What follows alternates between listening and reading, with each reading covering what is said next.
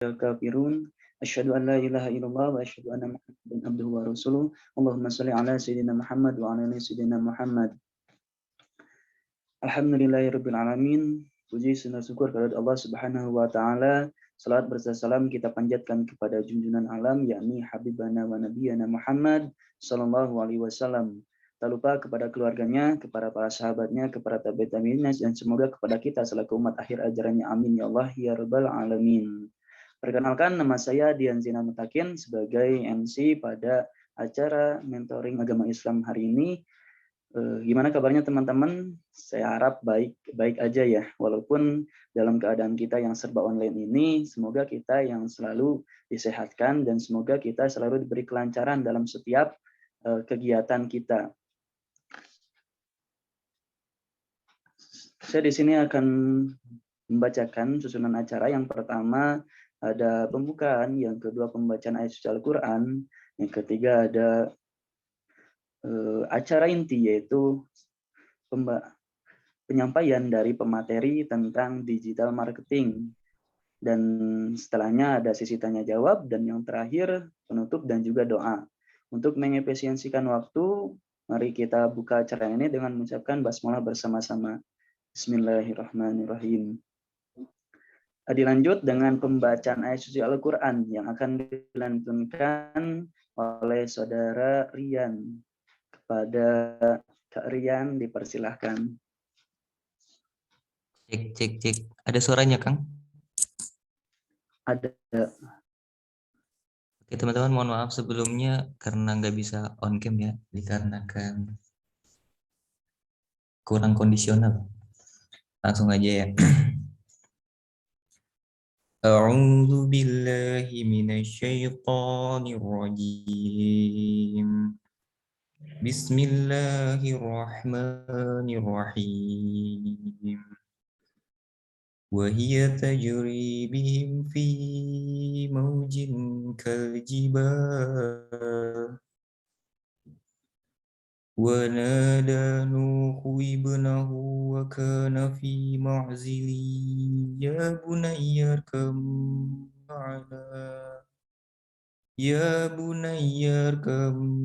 ma'ana wa la takum ma'al kafirin.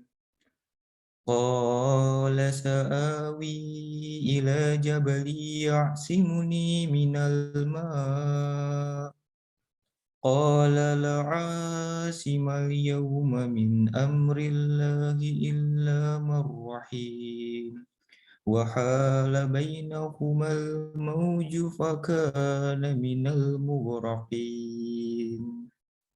Dan kapal itu berlayar membawa mereka ke dalam gelombang laksana gunung-gunung, dan Nuh memanggil anaknya. Ketika anak itu berada di tempat yang jauh terpencil, "Wahai anakku, naiklah ke kapal bersama kami dan janganlah engkau bersama orang-orang kafir." Dan anaknya menjawab, "Aku akan mencari perlindungan ke gunung yang dapat menghindarkan aku dari air bah." Nuh berkata, "Tidak ada yang melindungi dari siksaan Allah pada hari ini selain Allah yang Maha Penyayang." Dan gelombang menjadi penghalang antara keduanya.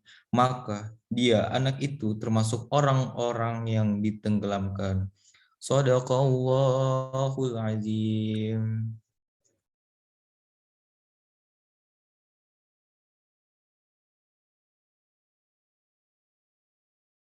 Saya kembalikan ke MC.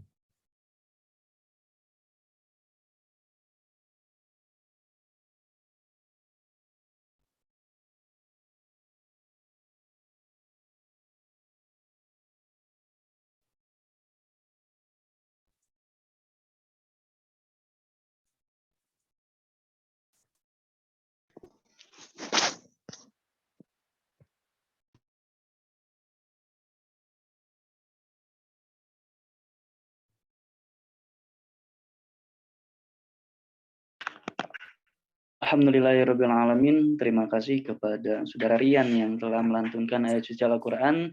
Semoga Allah Subhanahu wa Ta'ala memberikan berkah dan juga rahmatnya khususnya kepada Rian dan umumnya kepada kita semua yang mendengarkan. Oke, kita tidak berlama-lama lagi ya. ada materi yang akan disampaikan oleh pemateri yang sangat luar biasa di pagi hari ini, Kak Yogi Gustaman gitu, terkait digital marketing.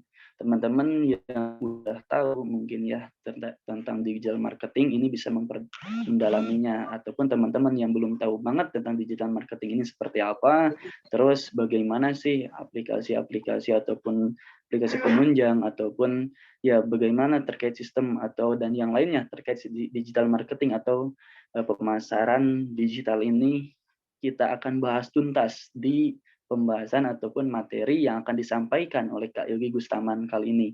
Untuk Kak Yogi Gustaman, apakah udah hadir di room Zoom kali ini?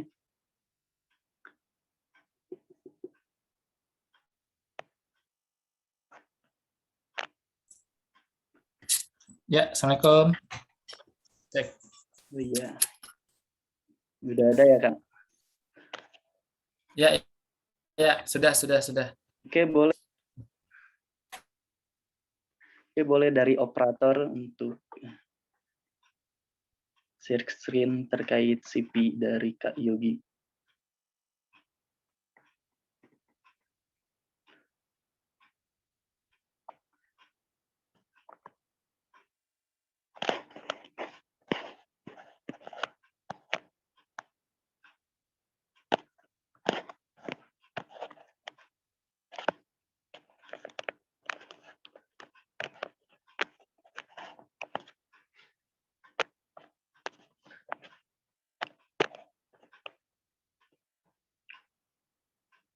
Oke, saya sebutkan saja ya terkait perkenalan secara singkatnya Kak Yogi Gustaman ini. Kak Yogi Gustaman ini sebagai owner dari Mi Studio atau MI Studio sebagai digital marketing Oasis. Dan juga di sini ada bisnis dan sosial bisnis dari Kak Yogi Gustaman. Apa aja sih? Banyak banget. Yang pertama, sharing digital marketing, community engagement, Mi Studio, digital creative agency, Rio Studio, social media and visual identity, agency, learn startup, SME, innovation consulting, saling berbagi.org, crowdfunding platform, ngejualin.com, dropship, dan dropship platform. Dan di sini ada social impact-nya, sosial, yaitu Mi Media, platform media kampus, ada juga dari Mi Job Vacancy, platform pengembangan karir, Youth Leader, platform pengembangan kepemimpinan project RDK 4.0, platform belajar manajemen LDK.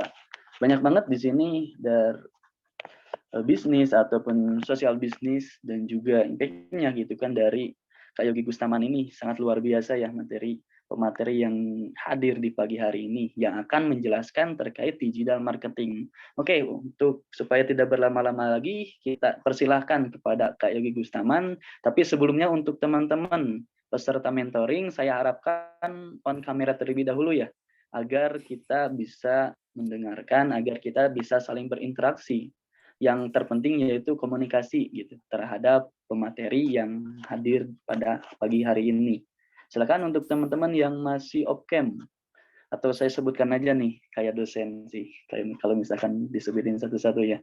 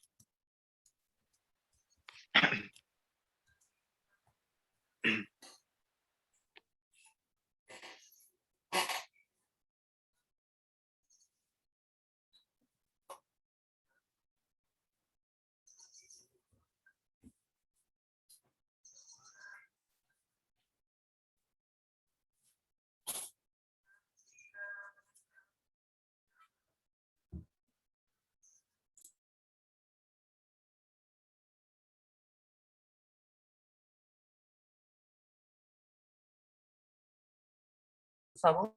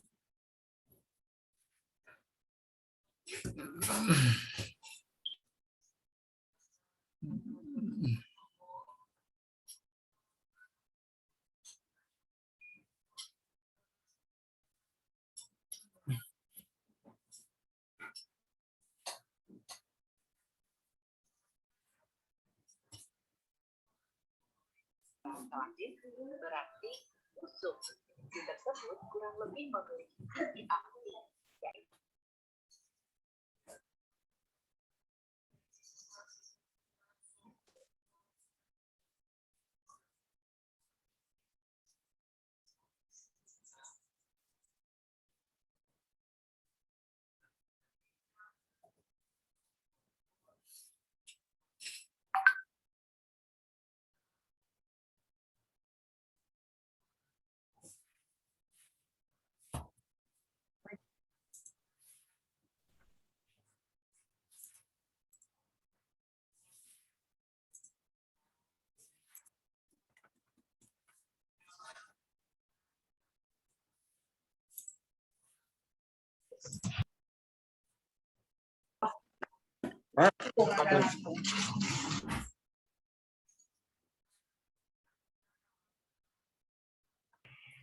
Bismillah, teman-teman. Mohon maaf ya, ini ada kendala jaringan sebentar. Jadi mohon ditunggu buat teman-teman. Silakan kalau yang kalau yang berhalangan untuk on cam nggak apa-apa, tapi tetap menyimak ya teman-teman.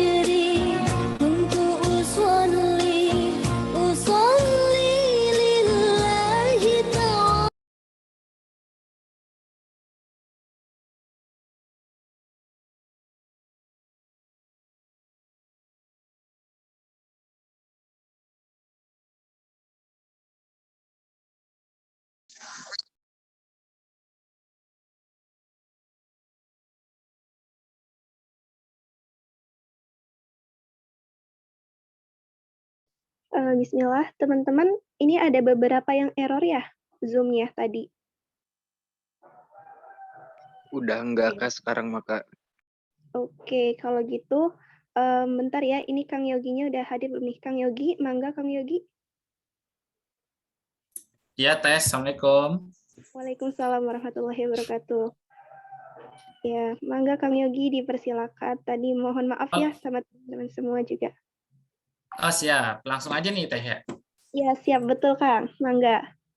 Mohon izin, Teh, ini saya bisa share screen soalnya cannot share screen. Oh, oke. Mangga operatornya dipersilakan.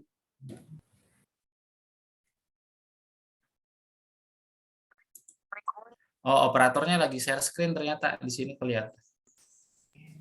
Oh ya Kang, berarti di ini aja ya, dijadikan co-host aja. Nah, siap. Boleh, boleh, boleh. Oke, baik. Sambil menunggu, bismillahirrahmanirrahim. Assalamualaikum warahmatullahi wabarakatuh. Waalaikumsalam warahmatullahi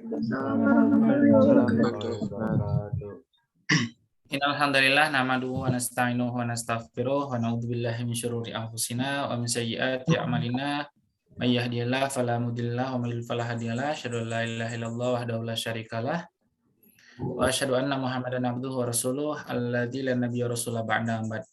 Alhamdulillah pada kesempatan siang hari ini, pagi menjelang siang ya, kita bisa hadir di virtual discussion pada kesempatan kali ini. Semoga dengan adanya ini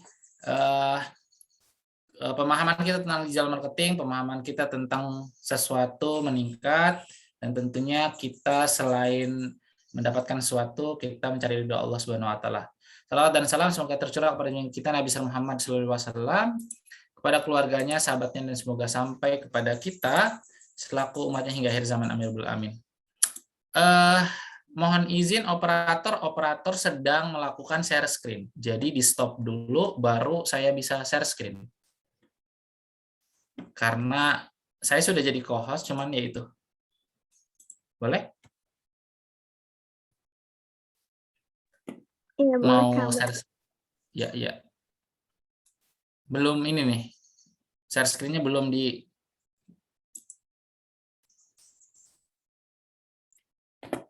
Jadi belum bisa.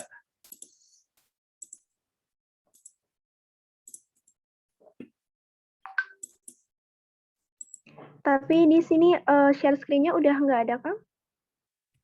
Di saya masih share screen. Atau Udah saya jadi ada Kang sesinya juga. Ya, di sini nggak ada, tapi ada tulisan operator has started screen hosting, screen sharing nih. Kenapa ya? Atau jadikan saya jadi host saja kali ya? Ya, boleh, mangga, Kang. Boleh, boleh. Minta tolong ya, dipindahkan. Ini kalau di saya, operatornya masih share screen.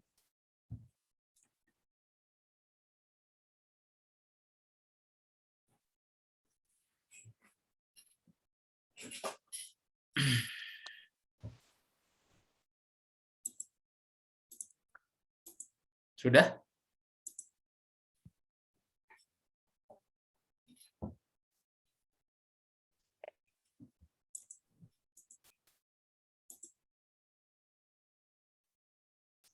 Nah, di saya operatornya masih share screen nih. Ada tandanya soalnya.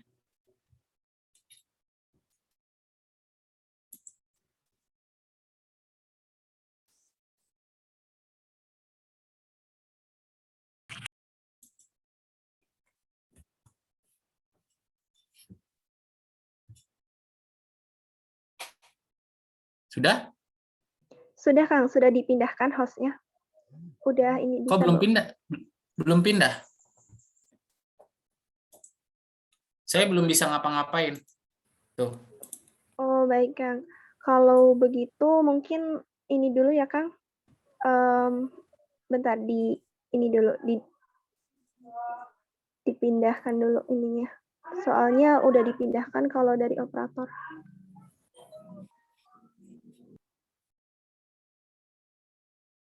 Kenapa ya?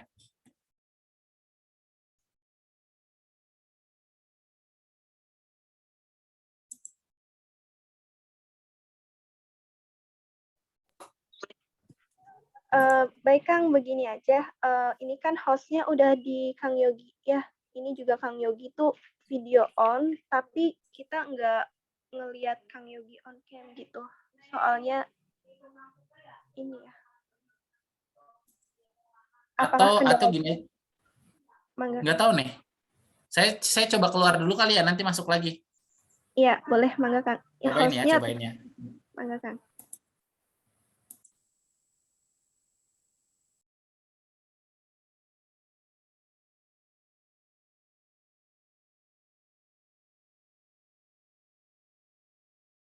Mohon maaf ya teman-teman semua, ada kendala teknis sedikit. Ya, kayaknya dari Kang Yoginya mungkin ya teman-teman.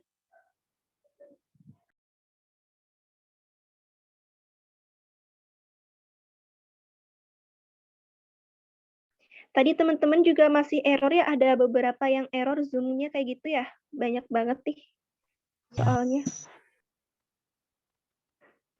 Nah, iya coba barangkali ada yang tahu.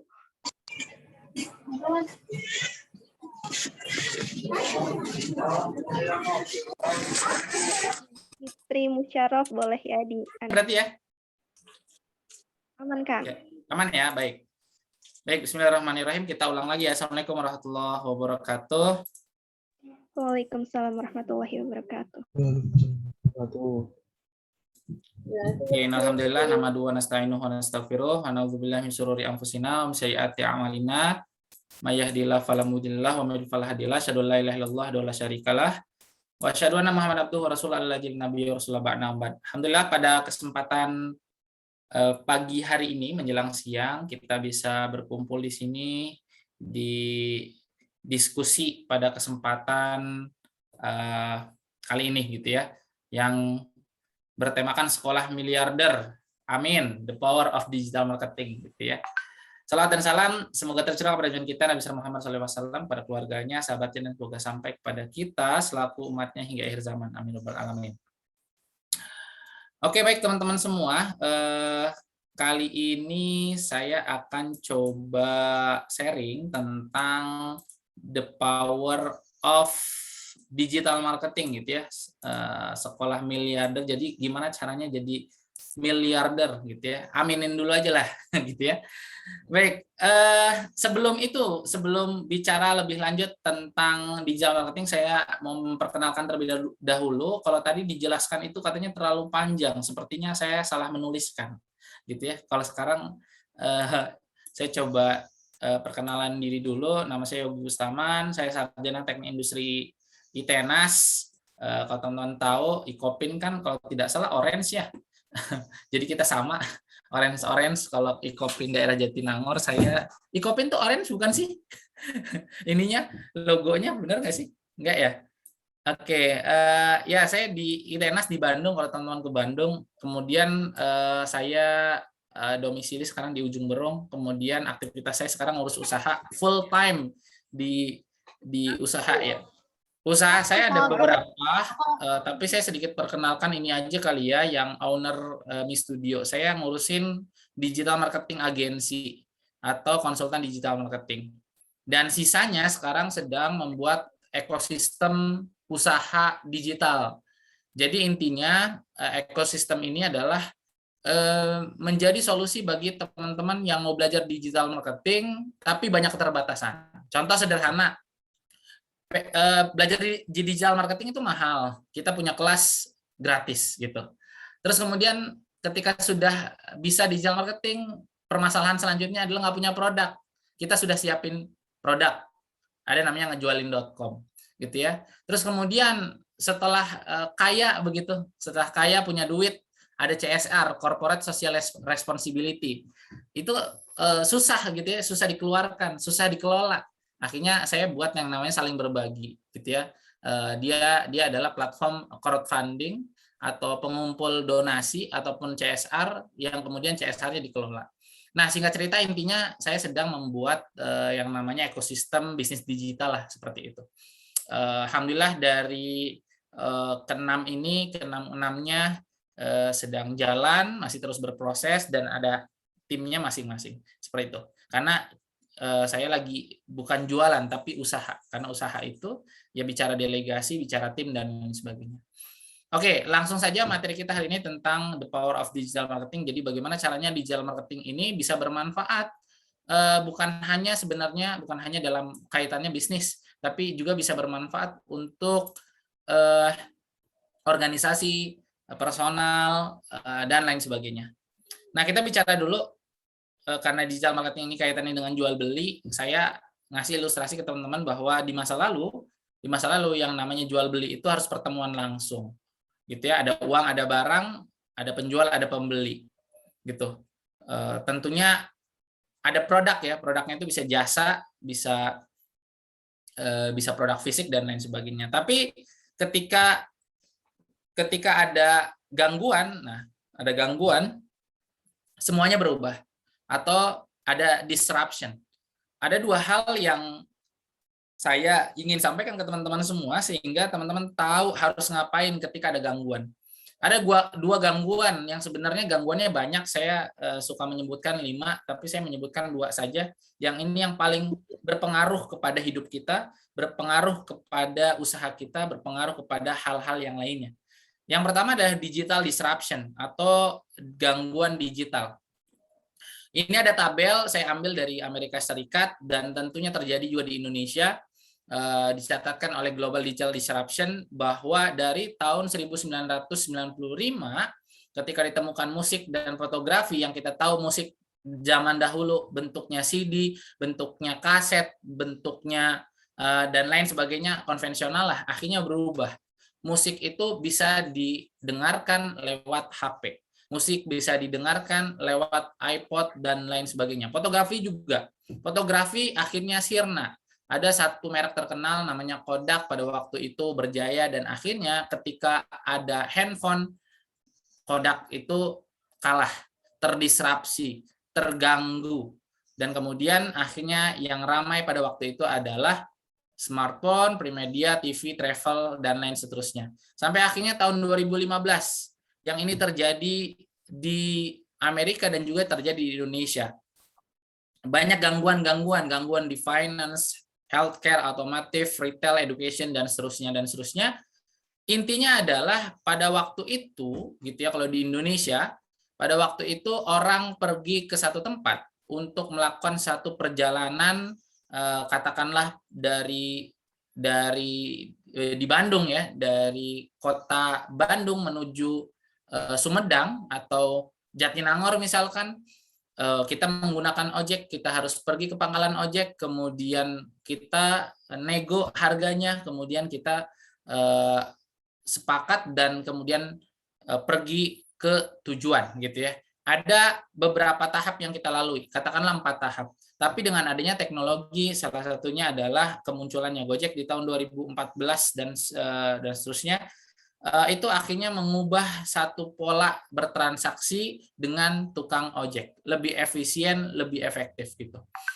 Tidak hanya terjadi di perusahaan aplikasi atau transportasi gitu ya, terjadi juga di dunia keuangan, finance. Ketika dulu kita harus ngambil uang lewat ATM, tapi hari ini tidak perlu lewat ATM, kita bisa bertransaksi dimanapun tanpa harus mendapatkan atau mempunyai uang fisik. Ada uang digital, yang tentunya uang digital ini ada underlying-nya. Jadi artinya kalau misalkan nominalnya 50.000 ya, itu seharga 50.000 uang kertas kita. Dan itu bisa diperjualbelikan, bisa disampaikan ke orang yang menerima uangnya gitu ya, dan seterusnya. Dan kemudian itu juga terjadi pada dunia kesehatan. Ketika itu kita periksa ke dokter itu perlu menemui dokternya, perlu pergi ke rumah sakit, pergi ke puskesmas, dan kemudian diberikan resep obat, dan obat itu harus diambil ke apotek dan seterusnya. Tentunya itu memerlukan waktu yang panjang, tapi dengan adanya teknologi gitu ya, di satu sisi menyebabkan gangguan, tapi di sisi yang lain mendapatkan keuntungan. Kita akan lebih efektif dan efisien dalam hal menanyakan atau memeriksa penyakit kita gitu ya ke dokter. Kita cukup lewat handphone, kemudian dapat resep, dan resep itu tidak perlu ditebus datang ke apotek, tapi obat itu datang dengan sendirinya lewat aplikasi Gojek atau aplikasi yang lainnya seperti Halodoc dan seterusnya. Ini sangat luar biasa gitu ya, membuat digital disruption ini membuat perubahan di banyak sisi, banyak segmen gitu ya, mulai dari pemerintahan, mulai dari ekonomi, bagaimana cara kita bersosial dan seterusnya, sampai akhirnya tahun 2020 ya ada yang namanya digital disruption. Mohon maaf, ada yang namanya the real disruption atau corona disruption lah ya. Sampai akhirnya ada banyak istilah COVID-19, PSBB, PPKM, PSBB tahap 1, level 1, level 4 dan seterusnya yang menyebabkan kita benar-benar harus mendigitalisasi semua hal gitu ya, baik itu berkomunikasi, baik itu bertransaksi, berekonomi, melakukan sharing-sharing seperti yang sekarang kita lakukan, kita perlu online. Sehingga yang perlu kita lakukan adalah beradaptasi dengan itu. Supaya apa? Supaya efektivitas dan efisiensi memihak kepada kita dan produktivitas memihak kepada kita, apalagi bicara ekonomi, agar kalau kita bicara bisnis ya bisnis kita meningkat dengan adanya teknologi yang kita pahami gitu ya. Nah, yang kedua adalah millennial disruption. Ini juga perlu diketahui oleh teman-teman. Di satu sisi menjadi gangguan bagi sebagian orang, tapi kalau kita bisa memanfaatkan millennials juga dan mengetahui millennials ini juga jadi keuntungan.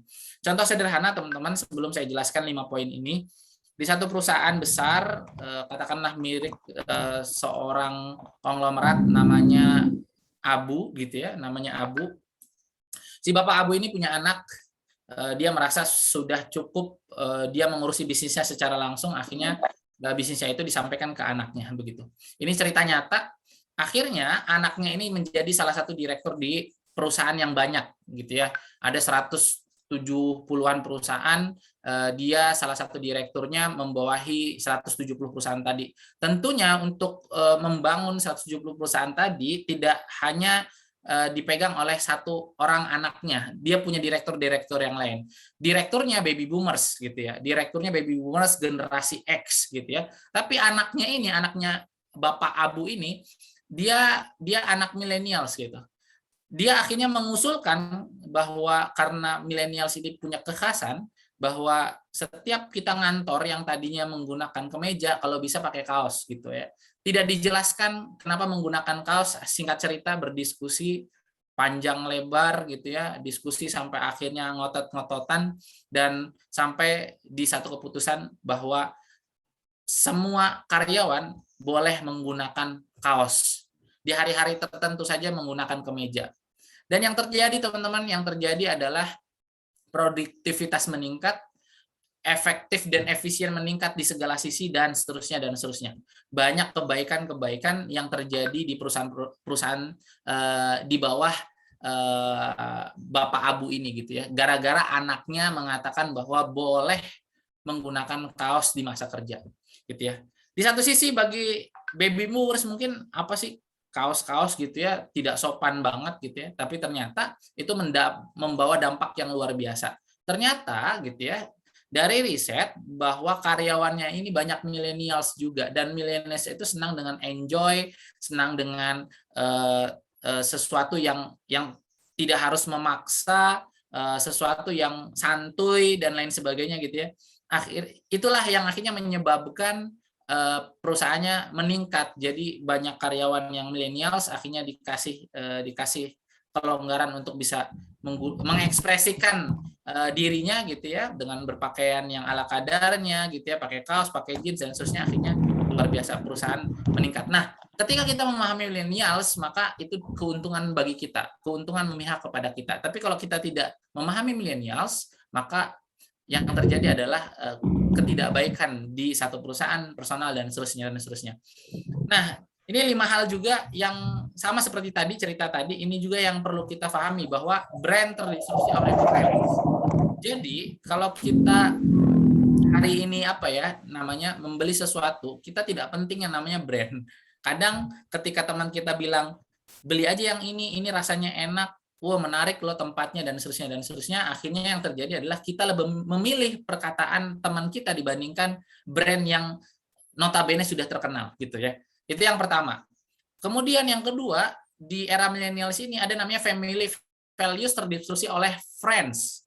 Ketika makan malam atau malam minggu lah ya, malam minggu harusnya kita makan malam dengan keluarga kita, tapi yang terjadi adalah kita lebih memilih untuk berdiskusi dengan teman kita. Kita malam mingguan bersama teman-teman kita. Itu anak millennials. Kalau zaman dulu mungkin lebih memilih untuk bersama keluarga. Kemudian family terdistorsi oleh komunitas. Saat di meja makan, yang seharusnya kita ngobrol dengan keluarga kita, tapi yang terjadi adalah mereka lebih memilih komunitas mereka yang ada di HP atau di WhatsApp mereka gitu ya. Jadi diskusinya lewat HP gitu ya. Itu yang ketiga. Kemudian nasihat terdisrupsi oleh rekomendasi. Dulu gitu ya, orang tua memberi nasihat itu sangat diiyakan oleh anak-anak gitu ya, tapi hari ini anak-anak tidak senang dengan nasihat gitu ya, senangnya dengan rekomendasi, sama seperti tadi brand terdisrupsi oleh friends gitu ya, dipilih gitu ya, seperti itu. Kemudian terakhir adalah produk terdisrupsi oleh konten. Di era millennials ini, di era gangguan digital ini gitu ya, setiap kita menjual sesuatu, katakanlah menjual mouse, itu tidak bisa hanya mengatakan Teh Afni saya punya mouse, kemudian bisa nggak nih saya hargai 1.000 rupiah atau 10.000 rupiah, mau beli nggak? Tidak hanya seperti itu, tidak hanya menawarkan langsung gitu ya, face to face, langsung bertemu, tapi hari ini karena ada digital disruption dan millennial disruption, perlu yang ada namanya konten. Jadi untuk jualan itu tidak bisa langsung, harus ada kontennya. Sehingga hari ini konten itu menjadi sangat penting. Gara-gara teknologinya mengharuskan kita membuat konten. Yang kedua, marketnya membutuhkan konten gitu. Bisa dibayangkan teman-teman kalau hari ini teman-teman jualan rumah kan ya biasanya ke bapak-bapak, ibu-ibu atau pasutri gitu ya. Tentunya pasutri itu sekarang umurnya umur millennials, bukan baby boomers. Baby boomers mungkin udah punya rumah. Tapi sekarang yang butuh rumah adalah millennials. Sehingga kalau kita jualan rumah, maka yang perlu kita lakukan adalah membuat konten tentang rumah, dan selain membuat konten tentang rumah supaya millennials tertarik, millennials juga perlu millennials yang sebagai objek target marketnya, kita perlu menyesuaikan bahasanya dengan target marketnya, itu millennials itu. Nah, ini yang terjadi teman-teman. Sehingga yang perlu kita lakukan adalah beradaptasi dengan dua hal itu. Ini data yang memperkuat hal-hal yang tadi saya ceritakan. Ini data ini viral tahun 2021 awal gitu ya. Bahwa dulu disampaikan rentang waktu 2020 sampai 2030 ada yang namanya bonus demografi atau usia produktif di Indonesia sebanyak 70%. Nah, itu dikatakan bonus demografi. Dan itu benar-benar terjadi di tahun 2021. Waktu itu saya dapatkan datanya tahun 2021. Kalau teman-teman lihat datanya nih, post Gen Z, millennials ini 70 juta jiwa gitu. Nah, ini juga data masa lalu juga yang akhirnya mengindikasikan bahwa millennials banyak banget di Indonesia. Total populasi 272 juta, 272 juta. Kemudian mobile phone connection yang terkoneksi dengan mobile phone ada 338 juta, ini lebih banyak daripada populasinya, karena wajar saya juga HP ada 2 nih gitu ya. Kemudian internet users, penetrasinya di Indonesia, di populasi Indonesia yang 272 juta atau dari sini gitu ya, dari pengguna mobile phone itu sebanyak 64% gitu ya. Artinya apa? Artinya millennials itu sangat dekat dengan yang namanya HP gitu. Nah, next, ini juga penggunaan alat ya yang digunakan, banyak menggunakan smartphone gitu ya dibandingkan laptop, dan lebih banyak menggunakan mobile phone seperti itu. Intinya ada yang namanya lekat dengan handphone gitu. Nah, next, ini juga data yang menjelaskan bahwa hari ini media sosial yang sering digunakan adalah YouTube, WhatsApp, Facebook, Instagram, Twitter, dan lain sebagainya. Ini teknologi yang lekat dengan manusia. Kalau kita jualan di masa lalu, teman-teman, kalau kita jualan di masa lalu bisa dibayangkan gitu ya. Katakanlah mahasiswa ingin jualan informasi, maka pilihannya adalah menggunakan teknik lekatan. Teknik lekatan itu apa? Cari sesuatu yang lekat dengan mahasiswa supaya informasi yang kita sampaikan nanti bisa sampai ke mahasiswa. Apa yang lekat dengan mahasiswa? Mading. Jadi di masa lalu lekatnya dengan mading sehingga informasi-informasi ditempel di mading, gitu ya. Kalau jualan karena banyak orang pergi ke kantin, maka kita jualan di kantin kalau kita ingin terjual produk kita, gitu. Kalau sekarang hari ini orang-orang baik tua, muda dan lain sebagainya sudah lekat yang namanya HP. Dan HP itu tentunya di dalamnya ada aplikasi-aplikasinya. Nah, berarti kalau kita pengen jualan sesuatu itu mau terjual, sesuatu itu akan terbeli oleh orang, maka yang perlu kita lakukan adalah mengaplikasikan teori kelekatan. Jadi kita perlu tahu aplikasi-aplikasi atau benda-benda yang itu sering digunakan oleh manusia, yaitu handphone. Dan handphone di dalamnya ada aplikasi, maka kita perlu memastikan aplikasi mana saja yang sering digunakan oleh banyak orang.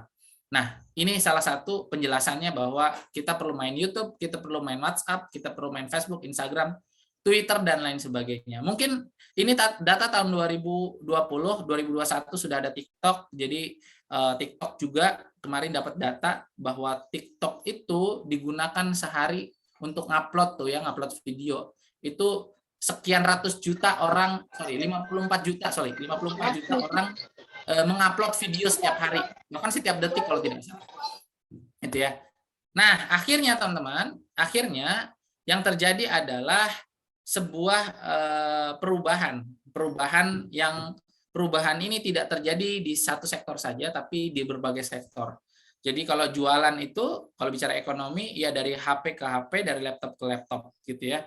Kalau berkomunikasi hari ini dari HP ke HP, dari laptop ke laptop. Kalau aplikasinya dari Zoom ke Zoom, gitu ya. Kalau jualan dari Instagram ke Instagram, Facebook ke Facebook, dan seterusnya.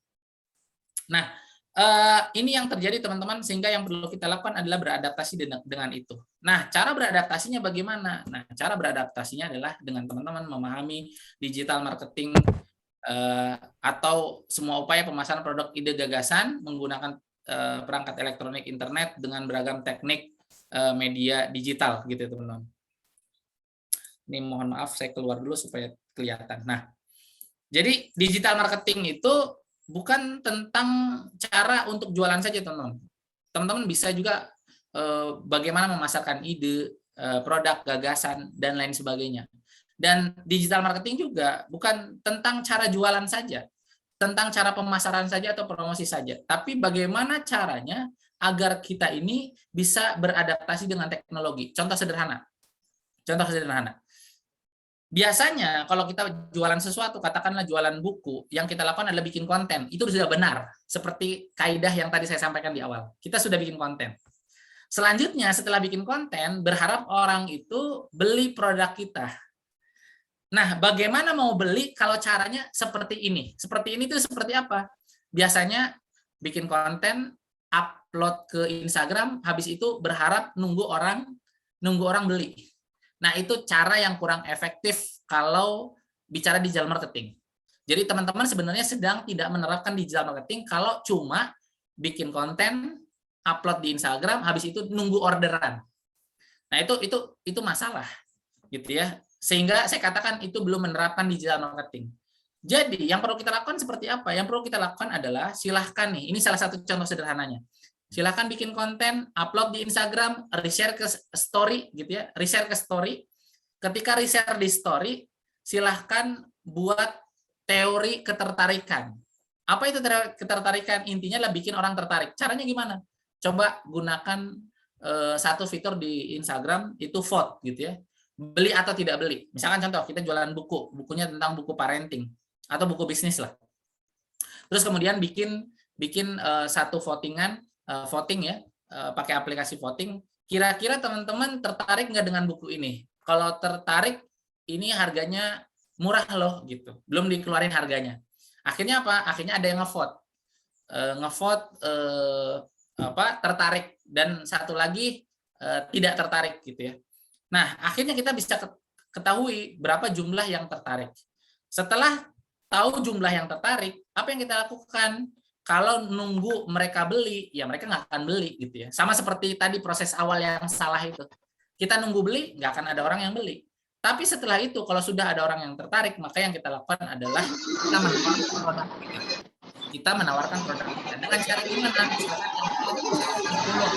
Maka yang kita lakukan adalah kita men-DM mereka, 10 orang tersebut, untuk beli produk kita. Berharap mereka beli produk kita.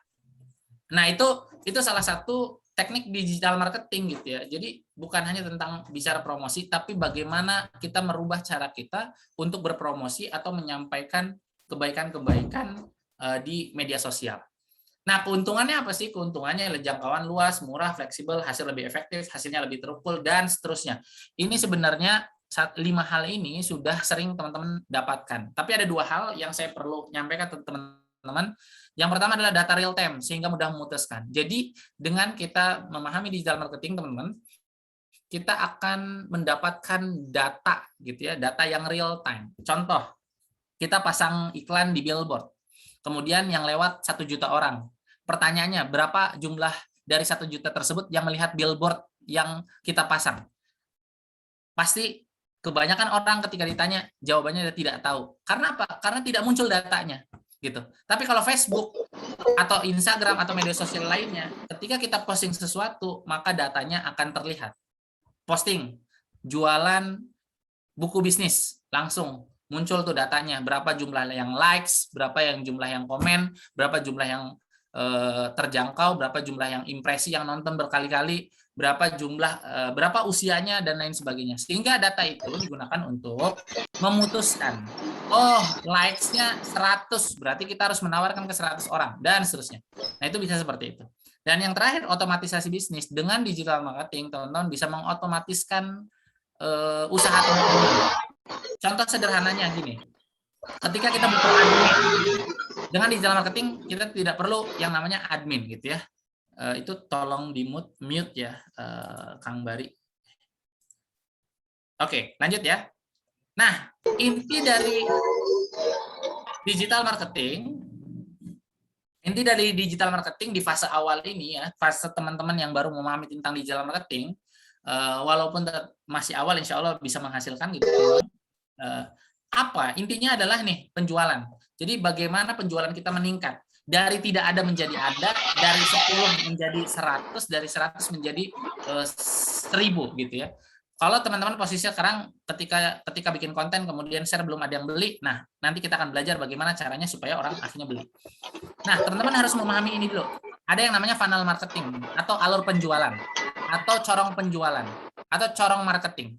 Jadi teman-teman, kalau kita nawarin buku bisnis, tidak bisa kita bikin konten terus kemudian share gitu ya di Instagram kita, terus berharap orang beli. Enggak seperti itu. Jadi teman-teman harus melalui proses ini. 4 proses funnel marketing ya. Ada namanya AIDA method. AIDA method tuh, AIDA itu singkatannya. A, awareness, I, interest, D, decision, action. Misalkan kita update status gitu ya, update konten penjualan buku bisnis ke 10.000 followers, awareness-nya 10.000, orangnya tahu 10.000.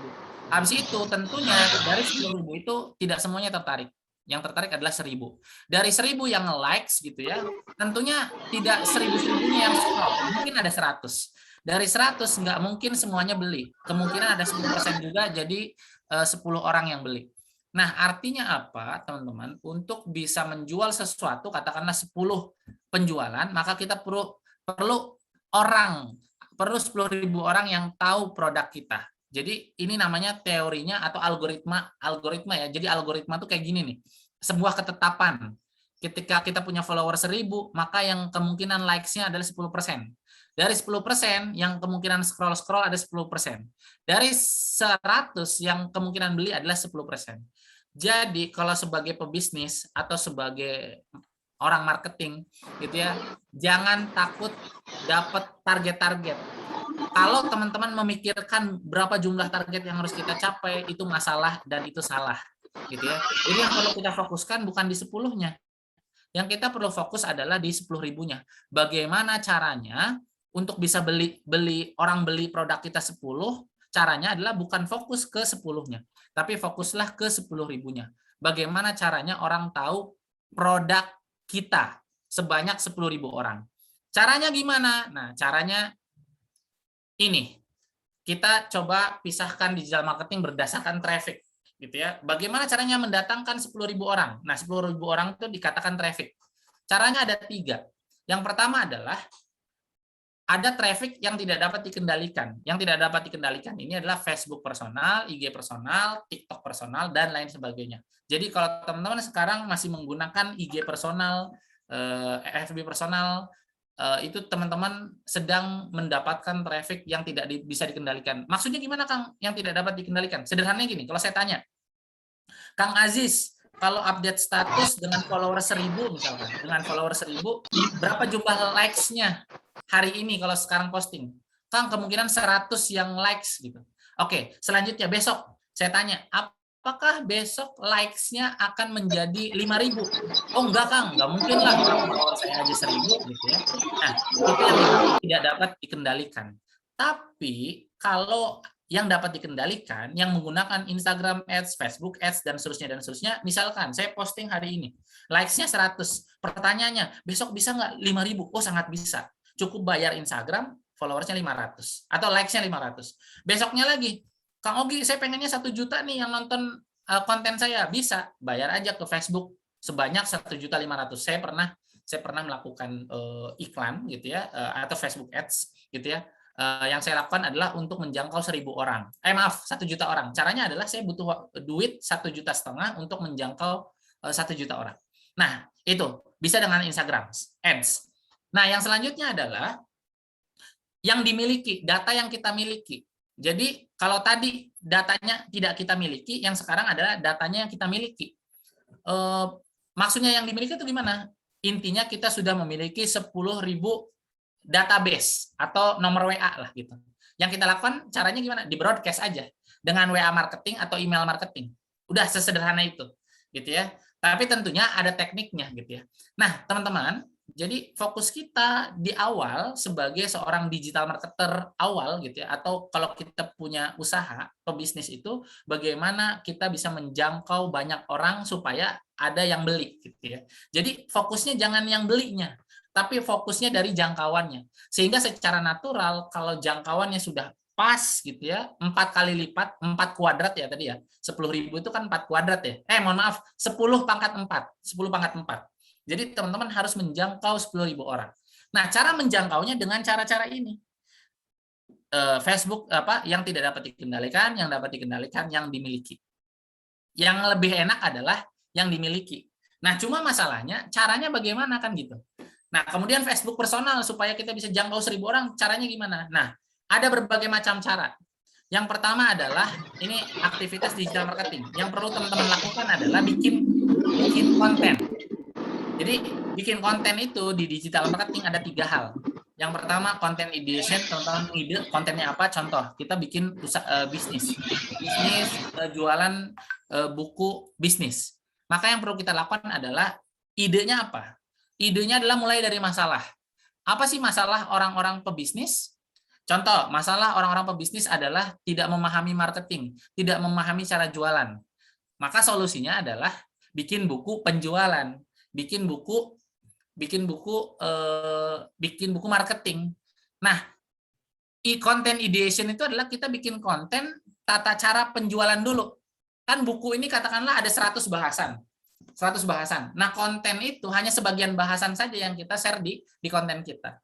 Maksudnya apa? Supaya orang itu tertarik dengan konten kita, tertarik dengan Instagram kita, sehingga nanti kalau sudah follow, sudah likes, teman-teman, nanti tinggal kita tawarin buku kita, sehingga mereka sudah panas gitu ya. Ada istilahnya temperatur market, ada cold, ada warm, ada hot. Kalau cold itu belum tahu apa-apa, kalau warm itu sudah tahu, sudah tertarik. Nah, baru kalau sudah tertarik kita tawarin bukunya. Nah, jadi yang pertama kita lakukan adalah content ideation. Kita ngide masalahnya apa sih orang-orang tuh sebelum beli buku bisnis kita, gitu ya. Kemudian dikemas itu adalah di packaging. Pastikan visualnya bagus, posternya bagus, videonya bagus, sehingga ketika kita tawarkan kepada orang, gitu ya, orang tertarik dengan kita. Kalau sudah tertarik, nah teman-teman, ya tinggal dijualin gitu ya. Nah, yang terakhir setelah bikin content creation, visualnya diperbagus, yang kita lakukan adalah disebar, nge-share. Nah, banyak konten kreator pemula atau digital marketer pemula itu fokusnya kepada content ideation dan content creation. Ketika sudah bikin konten, udah ngide bikin konten, habis itu post di Instagram, udah selesai. Gitu ya. Kalau menggunakan prinsip 10%, ternyata followers teman-teman 500, ya sayang teman-teman. Yang cuma tahu adalah 10%-nya, berarti pangkat berapa tadi? 10 pangkat 4, 10.000 jadi 10. Kalau 500, berarti yang tahu 500, yang likes 50, yang yang scroll 5, yang beli 0,5. Nah, gitu. Itu sangat susah gitu ya, sangat tidak bagus gitu. Nah, maka yang kita lakukan adalah konten kita di-share. Selain nge-share-nya ke Instagram, kita nge-share ke WA, kita nge-share ke grup-grup dan lain sebagainya. Tapi tentunya ada tekniknya, nggak bisa langsung gitu ya. Tapi intinya adalah di-share aja gitu ya. Supaya apa? Supaya dapat 10.000 yang melihat gitu ya. Contoh sederhana, Instagram punya follower 10.000, yang nonton 10%. Oh, berarti udah 100 misalkan. Misalkan ya. 100 gitu. Itu di WA, sementara kita harus 10.000. Oke, dari Instagram 100 atau 1.000 lah, 1.000 gitu ya katakan. Kemudian 9.000 yang lainnya di mana? Oh, di WA. Kita punya grup banyak. Ya udah kita share ke grup. Ada 1.000, ada 2.000 lah misalkan gitu ya. Ada 2.000 kontak. Oh, berarti kita udah dapat 3.000 kontak. 3.000 yang tahu produk kita. Berarti tinggal 7.000 lagi. 7.000 di-share ke Telegram, di-share ke Facebook dan lain sebagainya. Atau ternyata sisa 5.000. 5.000 caranya gimana? Ya udah iklan aja 5.000 gitu ya. Bagaimana diketahui produk kita ke 5.000 orang? Berarti kita harus bayar ke Instagram. Gitu. Atau ternyata baru 4.000 nih. Jadi totalnya 9.000. Totalnya 9.000. Sisa 1.000 lagi. Nah, 1.000 itu kita punya kontak WA. Caranya ya kita broadcast. Kalau kita punya kontak 1.000 WA gitu ya. Itu teman-teman. Jadi semua cara kita gunakan gitu ya. Nah, itu aktivitas digital marketing. Nah, cara meningkatkan penjualan di Instagram gimana sih caranya gitu ya. Nah, ini teknik rahasia yang ini sebenarnya saya jelaskan di workshop yang kalau dipraktekkan ini akan bermanfaat buat teman-teman. Oke, kita ulangi. Bicara postingan konvensional. Postingan konvensional teman-teman. Kalau jualan produk, misalkan jualan produk buku bisnis, bikin konten, habis itu share Instagram. Udah, tok itu doang. Lupa di-share. Maka yang pertama yang perlu dilakukan oleh teman-teman adalah nge-share ke grup-grup. Itu yang pertama. Yang kedua, bisa melakukan ini dengan meningkatkan penjualan. Yang pertama adalah temukan akun IG kompetitor kita. Misalkan gini, kita jualan buku bisnis nih. Saya punya buku bisnis. Kalau teman-teman lihat nih, kelihatan nggak? Nih, ini buku bisnis. Bukunya tentang leadership. Buku leadership. Kita bikin akun tentang leadership. Maka yang perlu kita lakukan supaya penjualan kita meningkat adalah cari akun yang mirip dengan kita. Saya akunnya akun leadership atau ini aja lah jualan bisnis katakanlah nama usaha saya Mi Studio. Mi Studio adalah sebuah bisnis yang jualannya adalah buku-buku bisnis.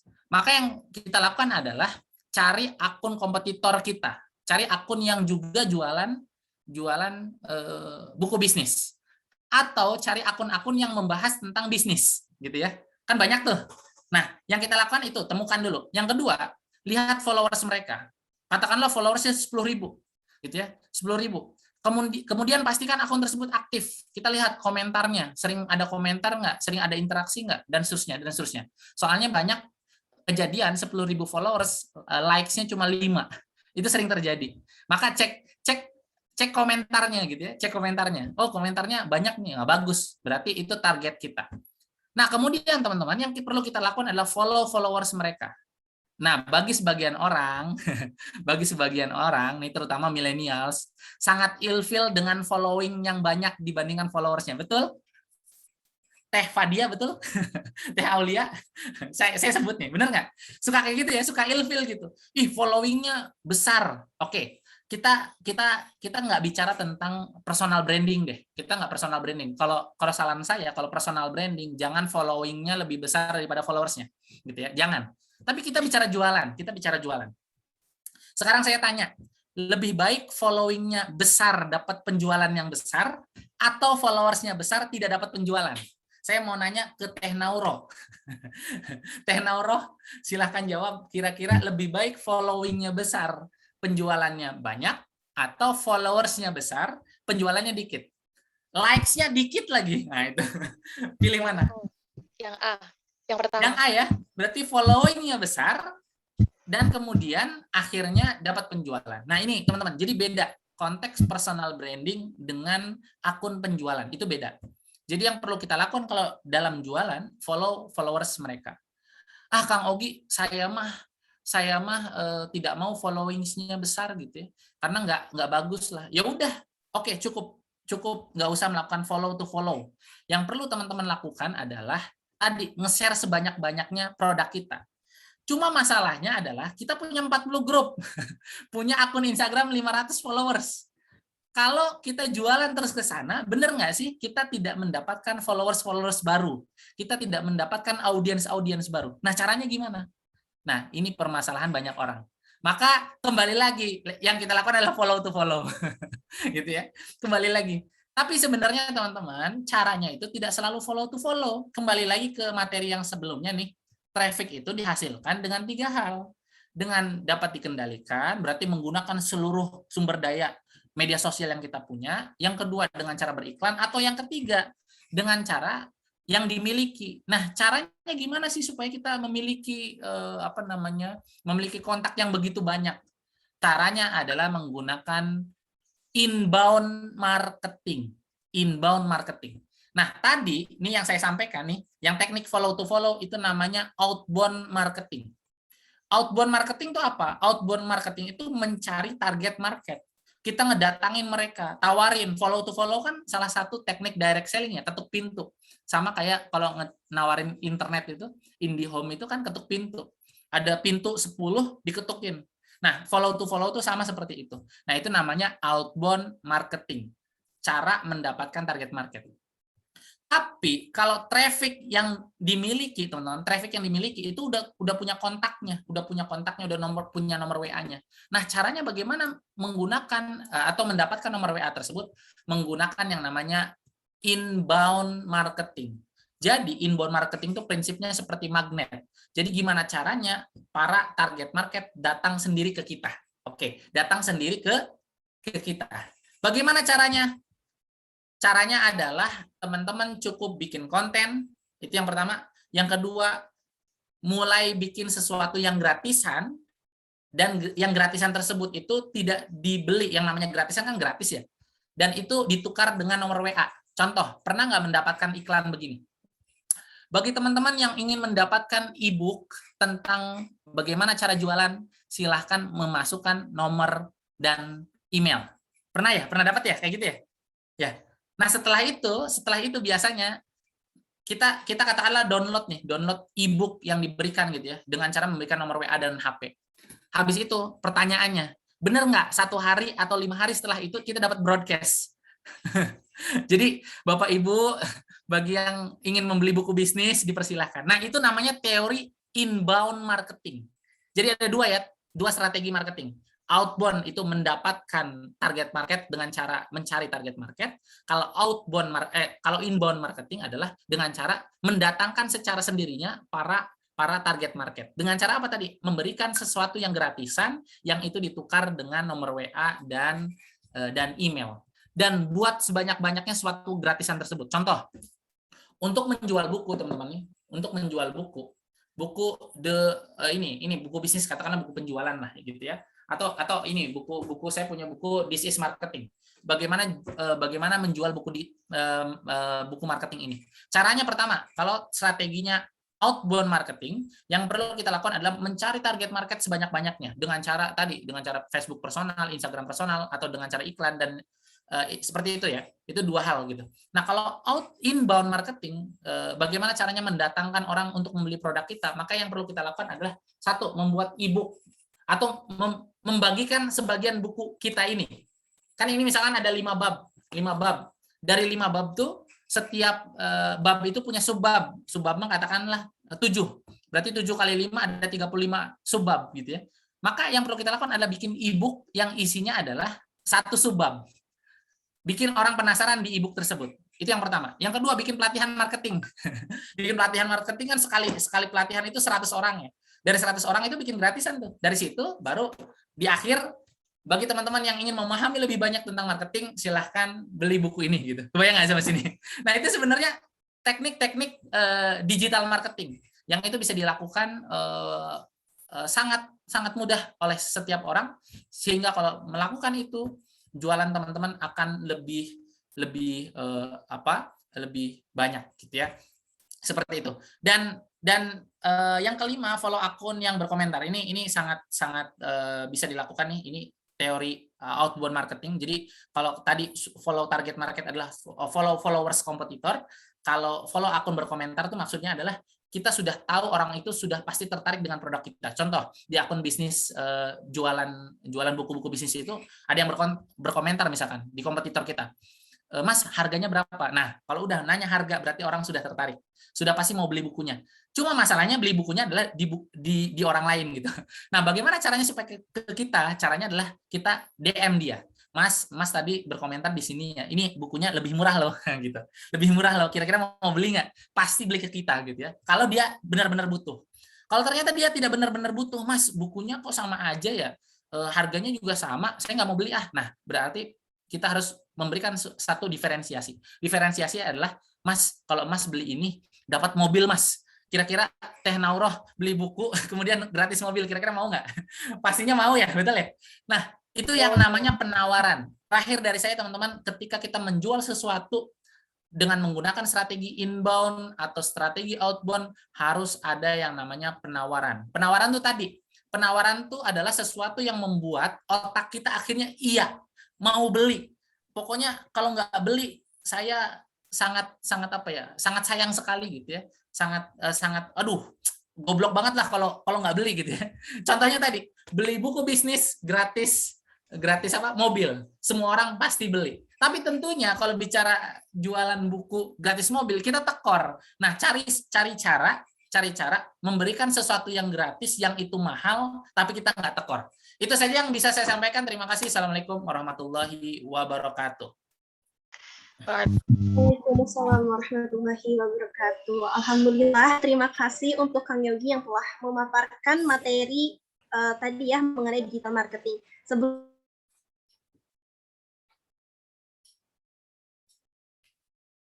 adalah jaringan, jadi digantikan gitu teman-teman. Nah, buat teman-teman yang mau bertanya, silakan bisa raise hand atau enggak chat di ini ya, kolom Zoom gitu. Boleh teman-teman, silakan yang mau bertanya mengenai digital marketing. Nah, sambil menunggu nih, mungkin ini ya Kang Yogi sedikit memberitahu bahwasanya ini tuh adalah peserta mentoring agama Islam atau mahasiswa baru 2021, dan ini tuh kita tuh kayak udah berapa nih? Udah 5 pertemuan ya sama sekarang. Kita tuh membahas mengenai agama Islam, dan sekarang tuh ada mentoring gabungan yang materinya itu beda dari yang materi sebelumnya. Ya gitu. Siap. Materi sebelumnya itu kan biasanya membahas mengenai wawasan Islam gitu. Nah, sekarang itu mengenai membahas skill gitu niatnya. Skill digital marketing, supaya teman-teman juga nih di sini nggak hanya berwawasan Islam aja, tapi juga mampu bersaing gitu sebagai muslimpreneur kah nanti ke depan, atau enggak ke depannya itu ya bisa mampu bersaing di zaman yang sudah berubah ini gitu teman-teman. Nah, boleh teman-teman ada yang mau bertanya dulu nggak nih? Di sini ada yang punya bisnis, boleh barangkali? Boleh, dipersilahkan. Nah, nih Kang, ada satu pertanyaan di kolom Zoom ya. Boleh dibacakan aja sama saya selaku MC nih. Izin bertanya Kak, kalau punya bisnis lebih dari 2, bagusnya punya akun Instagramnya satu atau cukup 1 akun buat semua produk? Makasih ya Kak. Nah, boleh Kang Yogi langsung saja dijawab. Dipersilakan. Oke, baik. Saya izin menjawab. Pertanyaannya adalah, kalau saya punya 2 usaha, lebih baik satu atau 2 gitu ya. Saya mau tanya, kalau misalkan 2 akun itu followersnya masing-masing 10.000, pilihannya adalah lebih baik 1 atau lebih baik dua-duanya? Nah, tanya dulu. mohon dijawab. Mohon dijawab ya. Aljabar, mohon dijawab. Teteh apa nih? Akang nih? Aljabar tuh nama kelompoknya, Kang. Oh, nama kelompok. Aljabar. Mohon maaf. Ya, nama Teh aslinya Anindya itu berarti ada ya? Revita. Revita Anindya, Mangga Revita. Gimana Teh? Saya bertanya dulu nih. Dua-duanya. Oke ya. Oke, prinsipnya sip. Terima kasih jawabannya. Prinsipnya adalah kembali ke tadi yang saya sampaikan. Jadi teori penjualan itu fokus kita adalah bukan seberapa banyak orang membeli produk kita. Tapi yang perlu kita pikirkan adalah seberapa banyak orang tahu produk kita. Kenapa?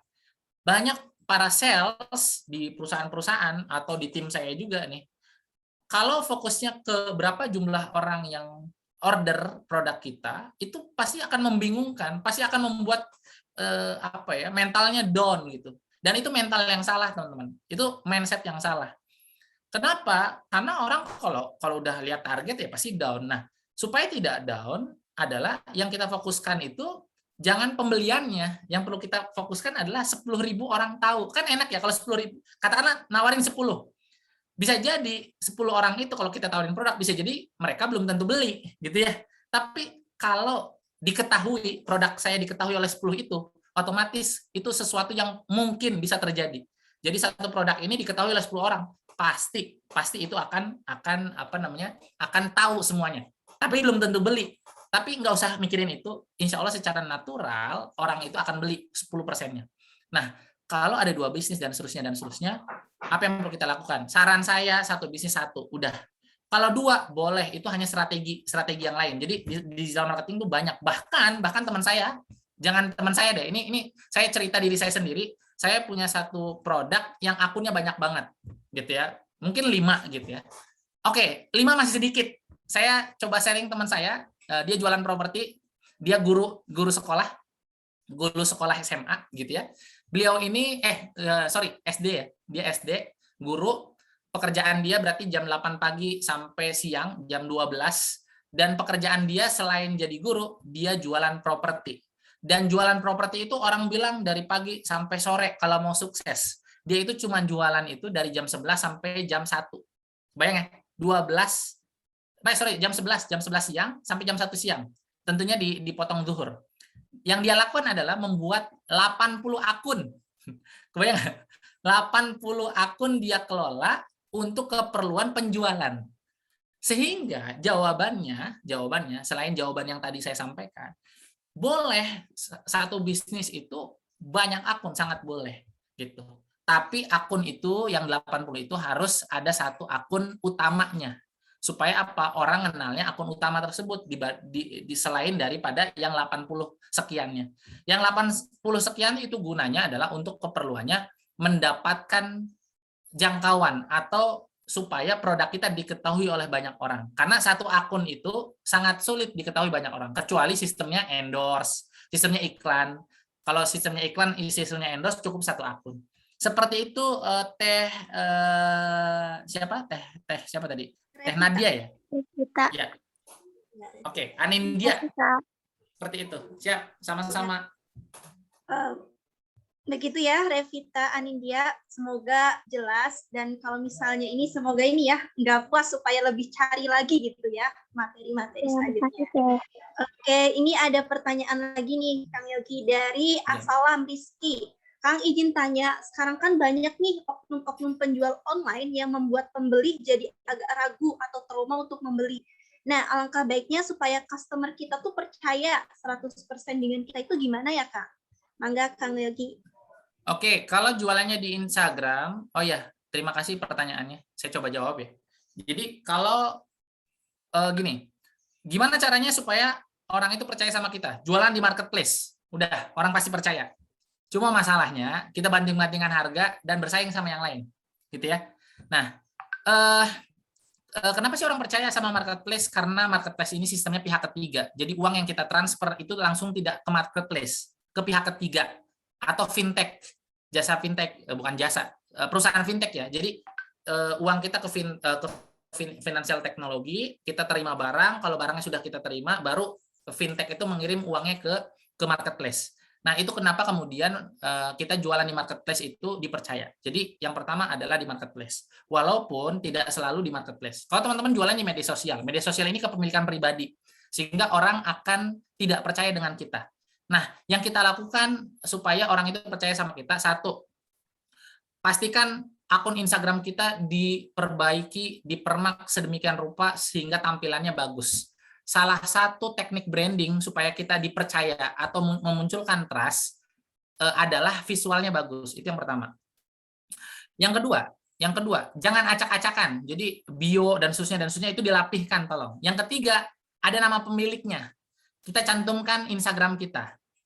Yang keempat, ada PT-nya. Itu sangat ini ya. Ada PT-nya, kan jelas tuh PT, rekeningnya juga rekening PT. Orang nggak akan ini. Pasti menduganya gini. Wih gila, rekeningnya aja rekening PT gitu. Kayaknya nggak akan ngebohongin gitu. Maksudnya apa? PT itu buatnya mahal, 7 jutaan. Nggak mungkin penipuan dia itu bikin PT gitu.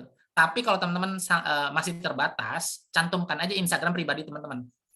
Nah, Instagram teman-teman yang pribadi itu harus aktif senatural mungkin, dan aktif dan senatural mungkin. Maksudnya gini, natural followersnya, natural interaksinya. Gitu ya. Jadi supaya ketika kemudian bertanya siapa sih pemilik akun ini, ya udah aja langsung ke kita gitu. Jadi itu teman-teman yang perlu diperhatikan, nomor HP-nya, PT-nya, rekeningnya dan sebagainya supaya orang tidak menduga-duga tentang kita. Atau supaya kita lebih dipercaya buat website. Gitu. Jadi buat website itu sama seperti kita buat marketplace. Jadi ada pihak ketiga gitu. Jadi gimana ya jelasinnya? Kalau website itu virtual office. Jadi seakan-akan kita punya kantor tapi virtual. Tapi juga itu bisa diindikasi sebagai marketplace. Maksudnya gini. Tadi kan marketplace itu bisa dipercaya karena pihak ketiga ya. Duit masuk ke pihak ketiga, barang diterima, terus kemudian duitnya dari pihak ketiga baru ditransfer. Gitu ya. Jadi orang percaya gitu. Jadi percayanya bukan ke marketplace karena ada pihak ketiganya. Nah, sekarang kalau kita buat website, sebenarnya prinsipnya mirip seperti itu. Cuma tidak ada pihak ketiga. Intinya adalah website itu juga mahal. Website itu buatnya mahal. Katakanlah 2 juta, 3 juta. Nggak mungkin penipu itu buat website. Tapi websitenya jangan abal-abal. Maksudnya abal-abal itu gini, menjelaskan tentang marketing tapi isinya ya mohon maaf isinya nggak ada kaitannya sama marketing gitu ya. Nggak ada fotonya, nggak ada alamat kantornya, nggak tahu apa yang dijual. Dan seterusnya. Jadi intinya kita harus profesional. Nah, salah satu teknik branding itu seperti itu. Harus memprofesionalkan visual, operasional, dan marketing. Itu saja yang bisa saya sampaikan. Semoga bisa bermanfaat buat teman-teman semua. Ya, begitu ya. Tadi ada dari Assalam Muhammad Rizky. Mungkin ini karena keterbatasan waktu, satu pertanyaan lagi aja ya teman-teman. Boleh. Ya, ini ada mungkin dari Al-Kholiq nih, Syifa Adawiyah. Kak, izin bertanya, kalau jualan di marketplace itu bersaing harga ya? Jadi lebih baik itu murahin harga kualitas jelek atau harga tinggi kualitas bagus biar banyak yang berminat begitu, Kak? Mangga. Oke. Untuk memenangkan pertarungan logikanya sederhana. Terima kasih yang bertanya gitu ya. Logikanya adalah turunkan harganya, kualitas tetap pasti insya Allah dipilih. Karena pilihannya adalah dua nih. Wih, yang satu kualitasnya sama, ya udah pilih aja yang murah. Itu yang pertama. Atau yang kedua, kualitasnya tetap harganya mahal, tidak dipilih. Caranya naikin kualitas, naikin harganya, itu bisa. Itu pasti memenangkan pertarungan di marketplace. Nah, 2 hal itu. Tapi kalau saran saya teman-teman, marketplace tetap jalan dengan strategi 2 tadi, tergantung infrastruktur kita. Kalau kita budgetnya banyak, ya kualitasnya dinaikin, harganya dinaikin. Gitu ya. Seperti itu 2 hal tadi. Tapi kalau ternyata teman-teman ingin berbisnis gitu ya. Tadi kan kalau kayak gitu cuma jualan doang karena ya kita nggak punya sistem, website aja website orang lain. Nah kalau kita berbisnis beda dengan jualan. Jadi kalau di marketplace itu menurut saya jualan gitu. Tapi kalau teman-teman di marketplace supaya disebut bisnis itu teman-teman mainin kualitas, itu yang pertama. Yang kedua teman-teman harus punya kanal yang lain. Kanal yang lain itu apa? Website gitu ya. Punya website sendiri. Sehingga apa? Sehingga itu yang dikatakan bisnis. Itu yang pertama. Yang kedua adalah teman-teman semakin dipercaya oleh orang. Selain dimakin percaya oleh orang, kanal penjualannya itu tidak hanya di marketplace, yaitu di website yang kita miliki. Gitu. Itu aja yang bisa saya sampaikan. Semoga bermanfaat. Ya, maaf ya teman-teman, ini masih banyak nih yang bertanya, cuma karena ada keterbatasan waktu juga. Boleh nanti di Nah, kesempatan yang lain. atau enggak, kalau boleh izin Kang Yogi berkenan untuk via DM bisa juga ya Kang ya? Oh IG-nya. boleh via DM, via Instagram, mangga. Nanti saya Ya. tuliskan di kolom chat. Ya boleh ya teman-teman. Kalau ada yang mau bertanya lebih lanjut mengenai tadi pertanyaan yang belum sempat dijawab, boleh ya di DM aja Kang Yoginya. Nah, jadi itu ya teman-teman pemaparan dari digital marketing yang dibawakan oleh Kang Yogi Gustaman gitu. Nah, karena berhubung ini ya teman-teman udah selesai, mungkin dari Kang Yogi ada saran atau enggak ini pesan buat anak-anak kita atau anak-anak MAI 2021 gitu Kang Yogi? Oke. Khususnya mengenai digital marketing. Ya, mangga. Oke, baik teman-teman semua. Tadi menarik ya bahwa teman-teman tuh adalah peserta mentoring gitu, yang mana dibekali dengan ilmu-ilmu keislaman. Tapi tidak hanya itu ya, berharap katanya dengan ilmu yang lain, skill seperti yang sekarang saya sampaikan, teman-teman jadi akhirnya muslimpreneur gitu. Dan muslim itu harus seperti itu teman-teman. Jadi tidak ada pemisahan muslim ada entrepreneur saja, enggak. Jadi kalau udah muslim ya kalau bisa jadi entrepreneur. Kalau udah jadi entrepreneur, kalau bisa jadi islami gitulah. Jadi itu sesuatu yang tidak dipisahkan, sehingga yang perlu kita lakukan, yuk kita berpikirnya holistik bahwa bisnis dan Islam itu tidak bisa dipisahkan, itu satu kesatuan. Dan juga teman-teman, selain nanti teman-teman praktek di dunia digital marketing, pelajari tentang digital marketing, semuanya ada di internet.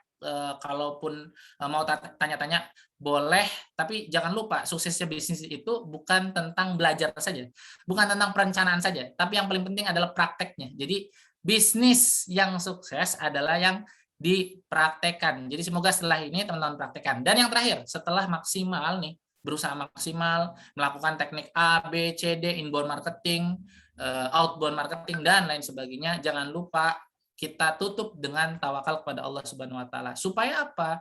Supaya kita dapat dua, duitnya dapat, pahalanya dapat, seperti itu. Itu saja yang saya bisa sampaikan. Terima kasih. Assalamualaikum warahmatullahi wabarakatuh. Waalaikumsalam warahmatullahi wabarakatuh. Benar banget ya. Jadi yang disampaikan oleh Kang Yogi, bahwasanya dari zaman Rasulullah aja kan itu dimulai dari berdagang ya Kang Yogi ya. Nah, kita juga jangan ini ya, setidaknya kita tuh bisa mandiri gitu. Salah satu dari ini ya sifat atau karakter pribadi muslim juga kan harus mandiri juga gitu. Oke teman-teman, boleh on cam dulu yuk, kita foto bareng sama Kang Yogi untuk dokumentasinya. Nah, boleh nih, ada beberapa yang belum on cam. Kayak misalnya nih ada Al-Malik Zaki nih. Yuk on cam dulu yuk, kita foto dokumentasi terlebih dahulu. Boleh diminta